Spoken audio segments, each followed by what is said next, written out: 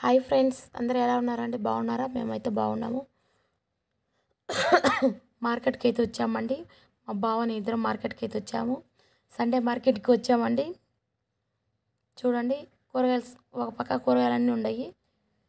మొత్తం చూడండి ఎన్ని ఫ్రెష్గా అప్పటికప్పటికి అన్నీ ఎట్లా ఉన్నాయో చాలా బాగున్నాయండి. పెద్ద పెద్ద మార్కెట్లు ఇక్కడ వచ్చేసి. మేమైతే చేపలు తీసుకుందామనేసి వచ్చాము. అంటే మనం ఒక లోపలికి వెళ్ళాలంటే చేపల మార్కెట్కి వెళ్ళాలంటే ఈ కూరగాయలు దాటుకొని అటు సైడ్ వెళ్ళాలి. ఇదిగోండి, చేపల మార్కెట్కి అయితే లోపలికి అయితే వచ్చేసాము. ఎన్ని చేపలు ఉన్నాయి చూడండి, చాలా రకరకాల చేపలు ఉన్నాయి.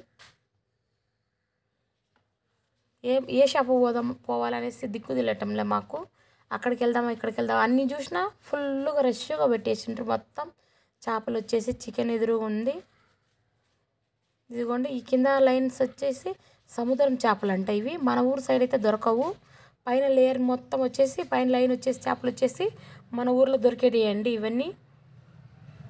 కానీ ఇక్కడ వెరైటీగా ఉన్నాయండి చేపలు, కొంచెం చాలా వెరైటీగా ఉన్నాయి. సముద్రం చేపలంట, చాలా టేస్ట్గా ఉంటుంది, ముళ్ళు కూడా ఎక్కువ ఉండదు అనేసి అన్నారు. రేటు కూడా అట్లనే ఉంది, 550 అండి కిలో. అన్న చూపించే చేప వచ్చేసి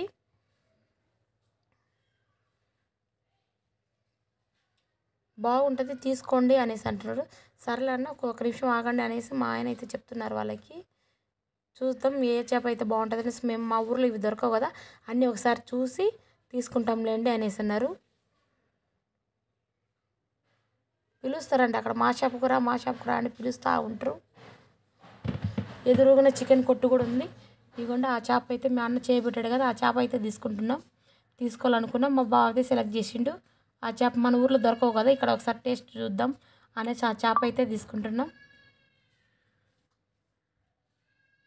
గోల్డెన్ చేపలు అన్నీ చాలా ఉన్నాయి, రకాలు ఉన్నాయి. మండ్రగబ్బలు ఏంటి అవన్నీ ఎండ్రకాయలు కదా బావ, ఎండ్రకాయలు అవన్నీ ఉన్నాయి.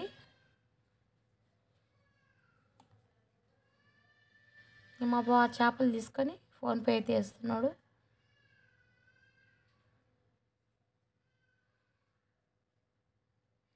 చూడండి, ఫ్రెష్గా ఎప్పుడు కావాలంటే అప్పుడు ఎమ్మడే ఇచ్చేస్తారు మనకు చేపలు. ఇంకా చికెన్ తీసుకుందామని ఆలోచన చేస్తున్నాం. చికెన్ మన ఊర్లో తినకూడదు కదా అనేసి అనుకొని మేము ఆలోచన చేస్తున్నాం. కానీ అక్కడ మాత్రం చికెన్ అందరూ బాగానే తింటున్నారు. సర్లే చికెన్ తీసుకుందాం పద అనేసి చికెన్ కొట్లోకి వెళ్దాం అనేసి అనుకుంటున్నాం.